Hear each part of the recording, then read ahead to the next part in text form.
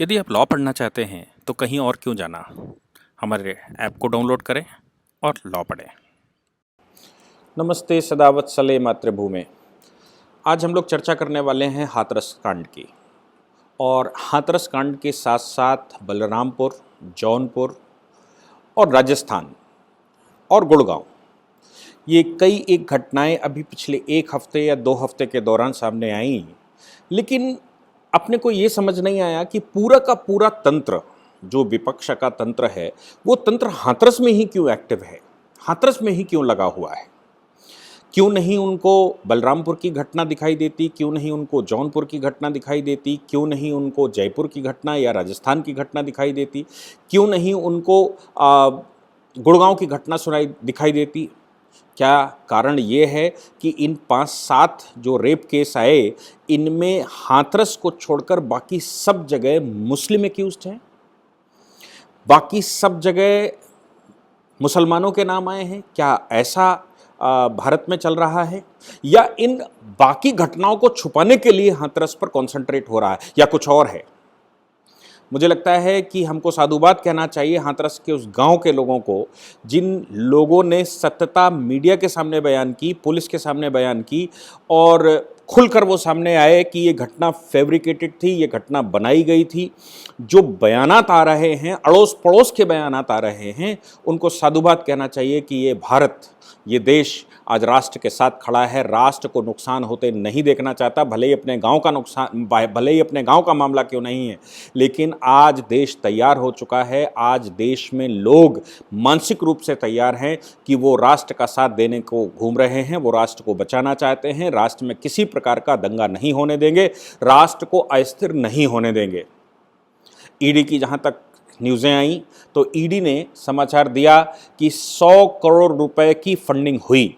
Justice for Hathras नाम की एक वेबसाइट खोली गई और उस वेबसाइट पर पीएफआई जैसे और देश के दूसरे और विदेश के संगठनों ने उस पर खुलकर पैसा खर्च किया। आप सोच सकते हैं कि कांड शुरू होने या जो घटना सामने निकल कर आई, उस घटना के बाद 100 करोड़ रुपए की फंडिंग,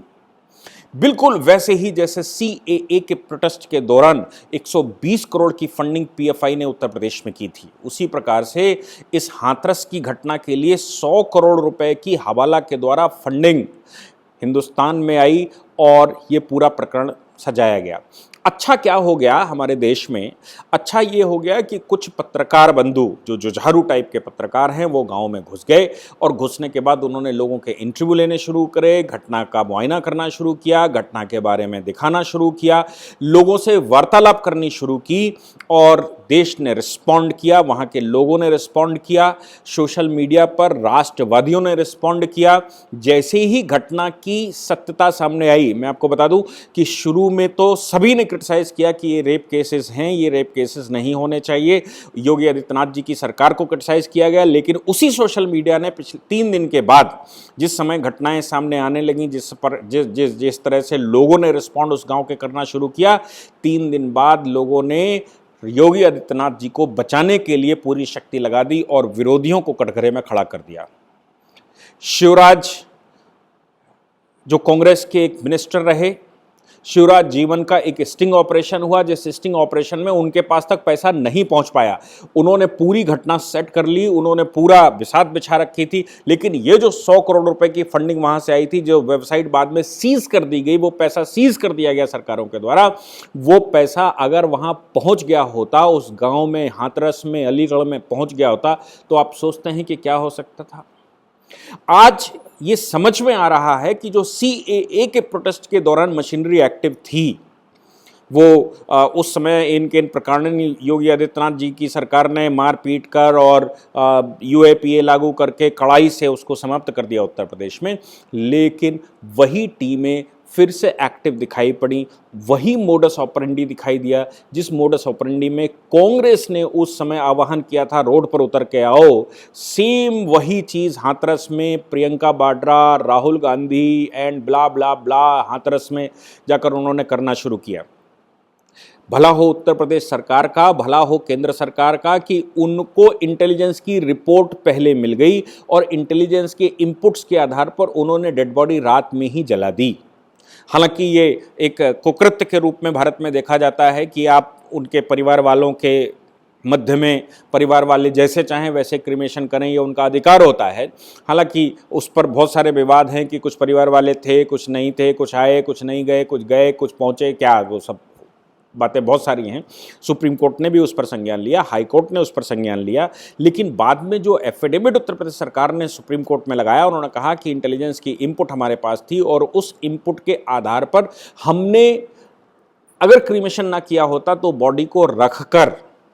फिर वहां पर बहुत कुछ गड़बड़ होने वाली थी, दंगे होने वाले थे। ये शिवराज जीवन का जो स्टेटमेंट आया, शिवराज जीवन के स्टेटमेंट ने भी ये बिल्कुल साफ कर दिया, जो उनके खिलाफ स्टिंग हुआ आर भारत का, उस स्टिंग में ये साफ समझ में आया कि हम तो कई लोगों को लेकर, सैकड़ों हजारों लोगों को लेकर वहां पर जा रहे थे, हमको सरकार ने रात में गिरफ्तार कर लिया, अदरवाइज हम रात में ही बहुत कुछ कर देते। और आज हमारे पास पैसे की कमी है, जैसे ही पैसा पहुंचेगा या जैसे ही पैसे की व्यवस्था हमारे लिए हो जाए, वो पैसा 4-6-10 लाख रुपए हमको दे दीजिए, हम जला देंगे, 2 इधर से मरेंगे, 2 उधर से मरेंगे और कुछ ना कुछ बड़ा हो जाएगा। फिर राहुल गांधी जी को यहाँ पर बुलाया जाए और फिर वो सिंपैथी का एक कार्ड खेला जाए। ये सब कुछ सामने आया। संसार के बहुत सारे जर्नलिस्ट जो भारत को प्रोग्रेस में नहीं देखना चाहते, उन जर्नलिस्टों की ऑर्गेनाइजेशनों ने विदेशों में प्रोटेस्ट करना शुरू कर दिया। जो लोग ये घटना के बारे में जानते भी नहीं हैं, उन्होंने विदेशों में लिखना शुरू कर दिया, विदेशों में बोलना शुरू कर दिया, विदेशों में बहुत सारे न्यूज़ चैनल्स ने उसको दिखाना शुरू कर दिया। हिंदुस्तान में केरला, कहाँ केरला का पत्रकार और कहाँ उत्तर प्रदेश में पत्रकारिता करने आया। तो अब वो अलीगढ़ में अगर गिरफ्तार कर लिए गए या रास्ते में मथुरा में गिरफ्तार कर लिए गए, तो अब उस पर कांग्रेस के प्रवक्ता ने बाकायदा निकलकर स्टेटमेंट दिया कि सेडिशन के चार्ज लगाए गए। अरे भैया, जहां 100-100 करोड़ रुपए की फंडिंग सामने दिखाई दे रही हो, जहां पर ये दिख रहा हो, शिवराज जीवन का स्टेटमेंट दिखाई दे रहा हो, जहां पर लोग उनके बिल्कुल साफ गोटे बिछी हुई दिखाई दे रही हों कि वो वहाँ ये घटना को बढ़ाना चाहते थे, ये सेम वही सब कुछ रिपीट हो रहा है जो मोदी जी के साथ कभी गुजरात में रिपीट हुआ करता था। गुजरात में कभी हुआ करता था कि उनकी सरकार को कैसे अस्थिर करें, क्योंकि योगी जी की सरकार के बारे में मैं उनको अपनी तरफ से बहुत सारे क्रेडिट इस बात के देता हूँ कि योगी जी की सरकार जो बनी, उसके बाद उन्होंने जिस प्रकार से प्रदेश को चलाया है, जिस प्रकार से प्रदेश में गुंडागर्दी को ख़त्म किया गया है, जिस प्रकार से प्रदेश में सीए के प्रोटेस्ट के दौरान सरकार ने एक्शन लिया, जिस प्रकार से कोविड के दौरान सरकार ने खुलकर पूरे प्रदेश को संरक्षित किया, वो काबिल तारीफ़ है और पूरे विश्व ने वो अप्रिशिएट किया है। तो अब कैसे उनका किया हुआ सब कुछ वो डिस्क्रेडिट किया जाए, क्योंकि अब आगे चुनाव है, उसका सबका लाभ जो सरकार ने 4.5 वर्ष काम किया है उसका लाभ उनको मिलने वाला है। तो वो चुनाव से पहले कैसे वो सब कुछ धो दिया जाए और ये सब किया जाए, मुझे लगता है मेरे देश का दुर्भाग्य इससे बड़ा और कुछ नहीं हो सकता। हम दुर्भाग्यशाली लोगों में आते हैं कि हमारे देश में इस प्रकार की मानसिकता पनप चुकी है और जो पार्टियां सत्ता से बाहर हो चुकी हैं वो सत्ता पाने के लिए किस हद तक और क्या नहीं कर सकते हैं, ये सब दिखाई देता है। मुझे लगता है कि ये जो पार्टियां जो इस प्रकार की हैं, ये देशद्रोह, इनके खिलाफ होना चाहिए, पॉलिटिकल देशद्रोह होना चाहिए, इनको जेलों में ठूसना चाहिए, ताकि ये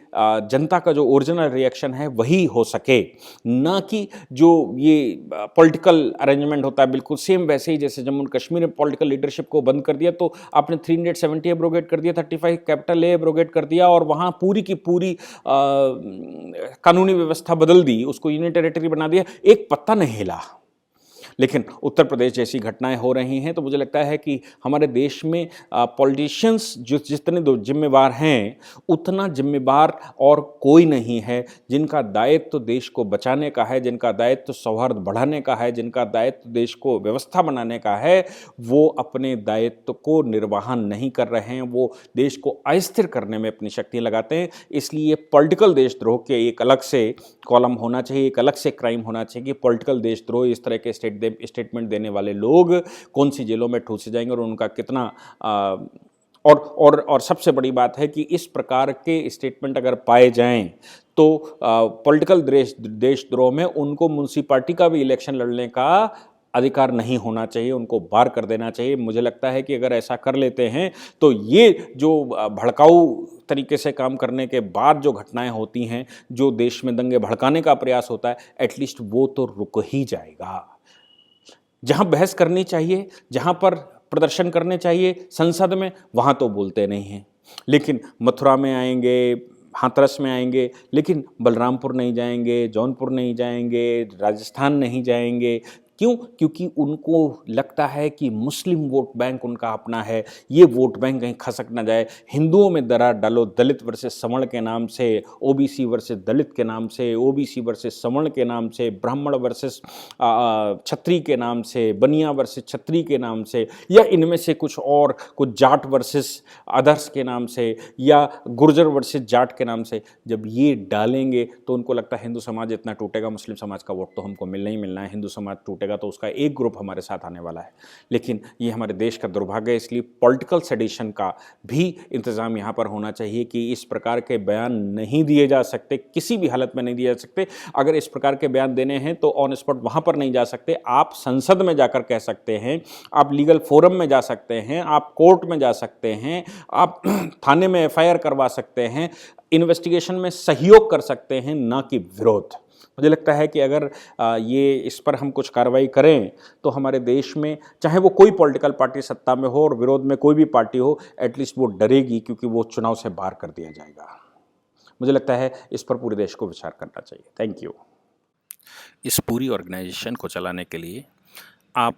नीचे डिस्क्रिप्शन से हमारे ऐप को डाउनलोड कर सकते हैं, जिससे कि लॉ स्टूडेंट्स को, लॉयर्स को और आम आदमी जो लॉ जानना चाहता है वो पेड क्लासेस का लाभ ले सकता है।